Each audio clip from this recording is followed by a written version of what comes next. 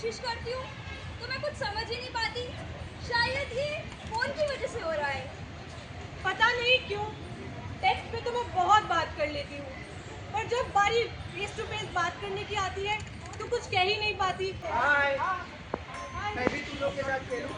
नहीं यार, ये बहुत कॉम्प्लिकेटेड गेम है, तुम्हें नहीं समझ आएगा। ऐसा लगता है जैसे हर एक कौन मुझसे कहना चाहती है कि मैं अकेली नहीं हूँ। पर कल फिर वही स्कूल, फिर वही लोग, फिर वही हंसी। फिर वही सवाल।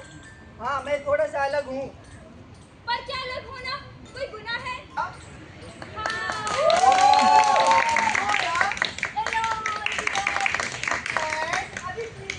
Hi everyone. चलो जजेस से तो रोज ही मिलते हैं, अब अपने सितारों से मिलते हैं। Good afternoon everyone. आज हम यहाँ पर एनएसडी पे आए हैं। हमारे साथ हमारे पूरी क्लास के लोग हैं और हम लोगों ने यहाँ पे आज एक नुक्कड़ नाटक का परफॉर्मेंस दिया जिसका टाइटल था सोने पे सुहागा। तो इससे पहले कि हम आगे बढ़ें तो हम सबको इंट्रोड्यूस करा देते हैं अपनी टीम, जो हमारी टीम है यहाँ पे।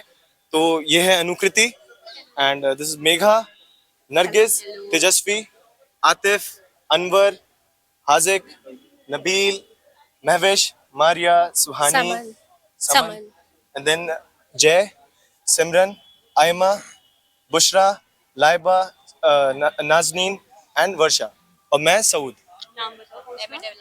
हमारे कोर्स का नाम है एमए डेवलपमेंट कम्युनिकेशन और हम लोग एजेके एमसीआरसी जामिया मिल्लिया इस्लामिया से हैं।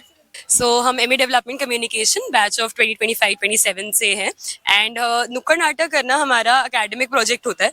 बट एकेडमिक प्रोजेक्ट करते करते कब हम सबके लिए एक पैशनेट जर्नी बन गई वो हमें भी नहीं पता चला। यहाँ बहुत सारे स्टूडेंट्स ऐसे हैं जो पहली बार थिएटर में इन्वॉल्व हो रहे हैं एंड स्ट्रीट प्ले कर रहे हैं। So the topic that we choose for our street play is autism spectrum disorder and the only motive that we had since day one कि इसे है ना हम किसी भी तरह से बेचारापन या आप इन पे तरस खाइए उस तरह की अप्रोच हम नहीं रखना चाहते थे। आप देख सकते हैं हम सबने कलरफुल दुपट्टे पहने हैं and that is exactly the approach of her play that their life is very colourful. हमें कहीं भी वो तरस खाने की जरूरत नहीं है कि हाय बेचारे के साथ क्या हो गया, उस तरह के कुछ शब्द हम नहीं चाहते यूज करना। दैट इज वाई हमारी टोटल अप्रोच इसकी ऑपोजिट थी। एंड ऑटिज्म स्पेक्ट्रम डिसऑर्डर पे हमारी जर्नी इस तरह से रही कि सबसे पहले हमने नीड असेसमेंट किया। हमने जाना कि सोसाइटी में एक्चुअली अभी क्या अवेयरनेस है, नहीं है, क्या एक्सेप्टेंस है, अंडरस्टैंडिंग कितनी है, बिहेवियर को समझा जाता है कि नहीं। उससे फिर हमारी शुरुआत हुई। हमने बहुत रिसर्च करी, काफ़ी रिसर्च पेपर्स पढ़ते थे हम रात रात भर तक। फिर हम लोग विजिट्स पे जाते थे। We have met a lot of doctors, a lot of teachers, a lot of parents also, because ये ही हमारे की मेन स्टेक होल्डर्स है जो जिनसे हम बात करके समझ सकते हैं कि ऑटिज्म स्पेक्ट्रम डिसऑर्डर की एक जनरल अंडरस्टैंडिंग शायद क्या है, what do they feel and वो शायद बाकियों को क्या बताना चाहेंगे इसके बारे में।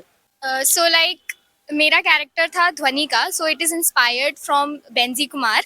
तो उनका लाइफ ऐसी थी कि जब वो छोटी थी तो उन्हें ऐसी आसपास की आवाज़ों से बहुत ज़्यादा दिक्कत होती थी, लेकिन उसी से उनके मम्मी पापा को समझ आया कि इसमें शायद म्यूजिक की हेल्प हो सकती है। तो हम अपने प्ले से ये भी बताना चाह रहे थे कि म्यूजिक थेरेपी जो है वो भी एक बहुत अच्छा मीडियम है। तो उसमें म्यूजिक थेरेपी से उन्हें गाना भी सीखा and now she has made certain records. उनकी खुद की सीडीज हैं। उन्हें बॉलीवुड के सिंगर्स, एक्टर्स सब लोग जानते हैं and she has a very great journey. तो हम बस वही चाह रहे थे कि हम उनको रिप्रेजेंट कर सकें, हम बता सकें कि अगर दिक्कत होती है इन लोगों को, लेकिन इनकी सक्सेस स्टोरीज भी हैं। ये लोग अपने पैरों पर खड़े हो सकते हैं एंड खुद के लिए कुछ कर सकते हैं। That was our message. तो मेरा कैरेक्टर था शेफ अरहान का। मेरा रियल लाइफ स्टोरी से मतलब रियल लाइफ स्टोरी पे बेस्ड है, जिसका नाम था समरजीत सिंह, जो कि एक सोशल मीडिया इन्फ्लुएंसर था।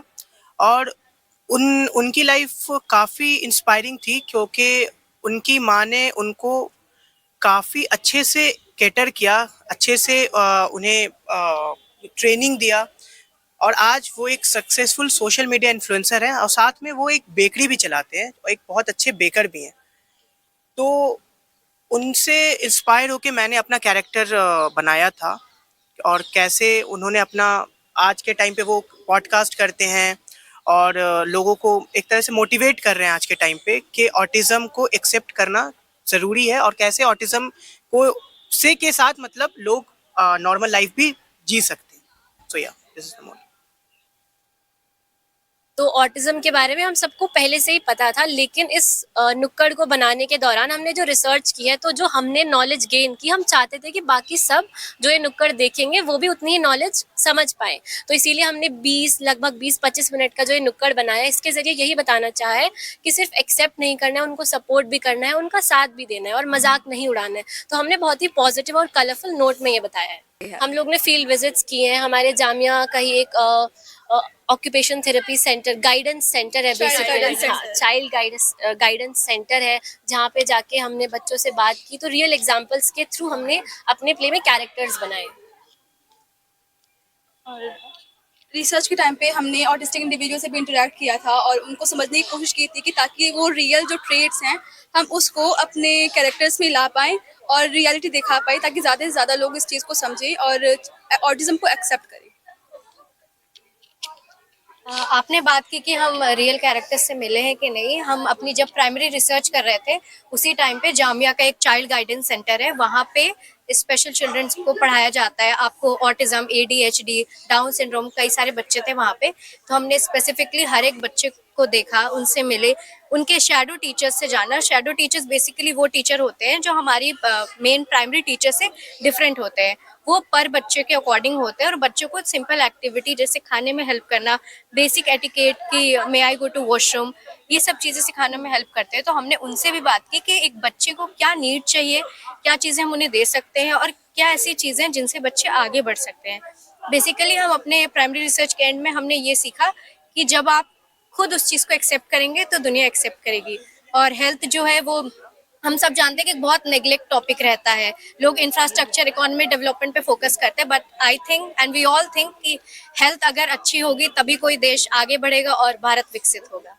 Thank you. लास्ट में मैं बस इतना कहना चाहूँगी कि हम सब लोग बहुत डिफरेंट जगह से आए हैं और सच में जैसे कि हमारी टीम ने ही बताया कि हमने नुक्कड़ नाटक पहले नहीं किया था।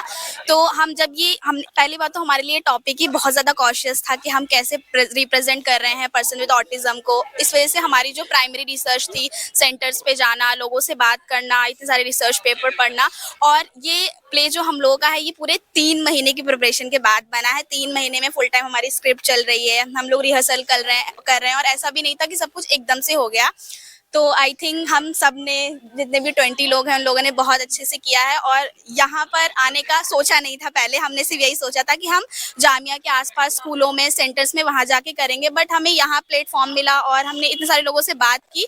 तो आई थिंक हम बहुत ग्रेटफुल हैं आज उस चीज़ के लिए कि हमारी बात और ये टॉपिक और लोगों तक जा रहा है। पहले हम ये बताना चाहेंगे आपको कि जब हमने इस एकेडमिक प्रोजेक्ट पर काम करना शुरू किया तो हम में से भी कुछ स्टूडेंट्स थे जिन्हें ऑटिज्म स्पेक्ट्रम डिसऑर्डर के बारे में नहीं पता था। तो पहला स्टेप वही था कि हमने खुद के अमंग अवेयरनेस फैलाई और एक हमारा जो फाइनल ऑब्जेक्टिव था कि ये मैसेज और लोगों तक पहुंचाना है, वो रखा। और अभी हमने NSD में परफॉर्म किया। इसके बाद हम child guidance centre Jamia Millia Islamia में परफॉर्म करने वाले हैं, जो कि ऑटिज्म सेंटर है बच्चों के लिए, और एक्शन फॉर ऑटिज्म, और हमारी लोकेलिटी के कोई और ऑटिज्म रिलेटेड सेंटर्स जो होंगे, हम वहाँ रीच आउट करके ये परफॉर्मेंस वहाँ तक लेकर जाएंगे। और जैसे कि ये नुक्कड़ नाटक है, तो हम आशा करते हैं ये इस देश भर के और नुक्कड़ों में भी जाए और हमारी आवाज़ पूरे देश भर या आगे भी पहुँचे और हमारा मैसेज ज़्यादा लोगों तक